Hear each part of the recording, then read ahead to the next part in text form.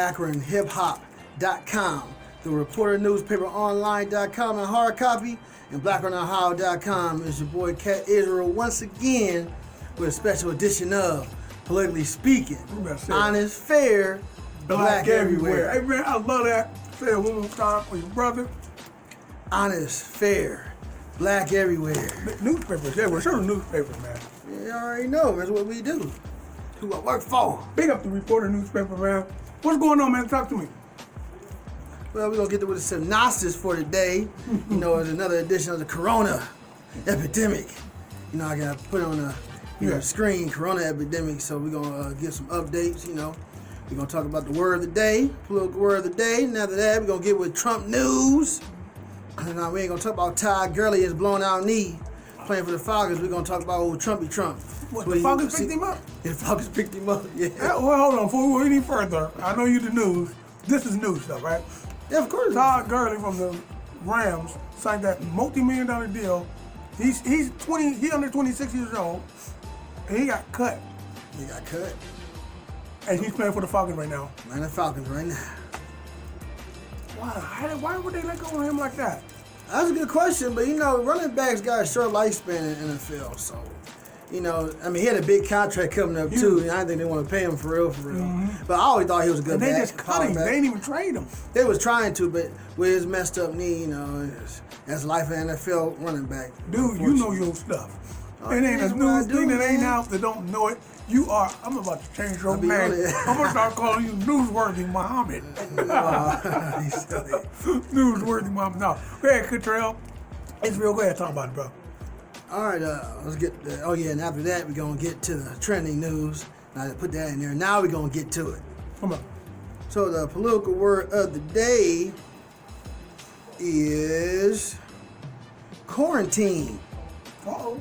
That's a good one. Oh, that's a good one, yeah. That's a good one. Quarantine, a state, period, or place of isolation in which people or animals that have arrived from elsewhere or been exposed to infectious or contagious disease or place.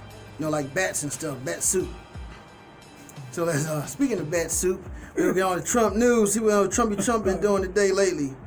This guy, plenty of material, I'm trying to tell you.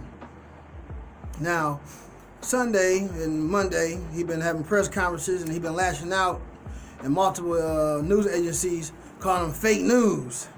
He said CNN, you know, that's his favorite one, MSNBC, ABC, NBC, CBS, and some of his own crew from Fox News.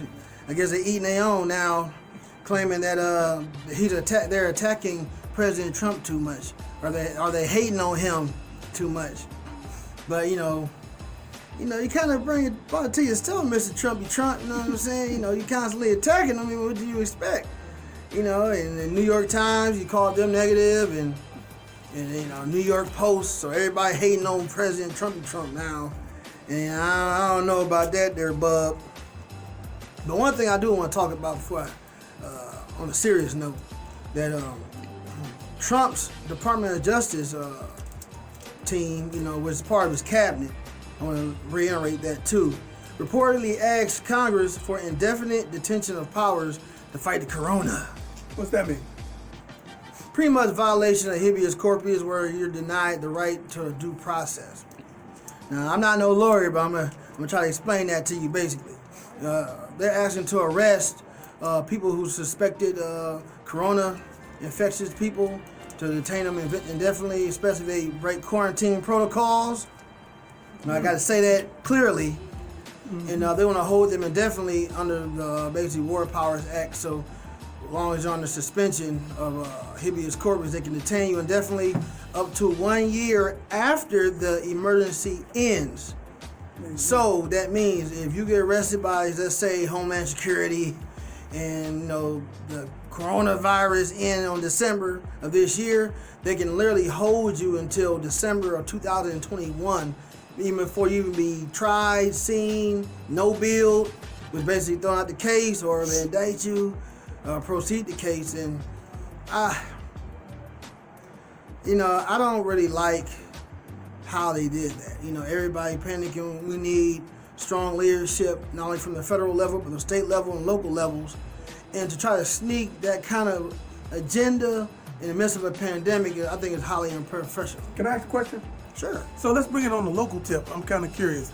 So I just read on the reporternewspaperonline.com. You know it. Via ohio.gov. Since they did the lockdown, quarantine, I think that was Monday night at 11:59. It's on the books, and people, I guess they're not noticing what it says. It says if you are caught walking around for no apparent good reason, you will be hit with a felony. Talk about that, brother. You're an actor. Felony? Yeah. No, yeah, you misdemeanor. Yeah, second degree misdemeanor. Yeah, keep on that. It's basically, I guess they're gonna have a curfew, so you get caught, curfew or not being where you're supposed to be, or more than likely they're probably gonna enforce this with multiple gatherings at certain events, like going to the club or having house parties. You know us. You know what I'm saying? See more than 10 cars outside, there's a pretty good chance you're gonna get a knock on the door by the local police department. Or you State trooper. Or you get pulled over and you ain't going nowhere within the grand scheme of what you're supposed to be doing. Especially if you can't prove it. So that's going to be kind of tricky to enforce, but more than likely it'd be more enforcing that going to the club, because a couple clubs in Northeast Ohio tried to do it. Are you serious? They shut them down. Yeah, they boarded their whole club up. One in Cincinnati for sure.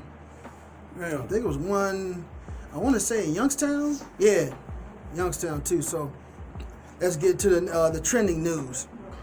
Trending news said House Democrats unveil bill to cancel $30,000 in student debt per borrower amid the corona. You excited? So they saving money and stuff like that? Yeah, $30,000.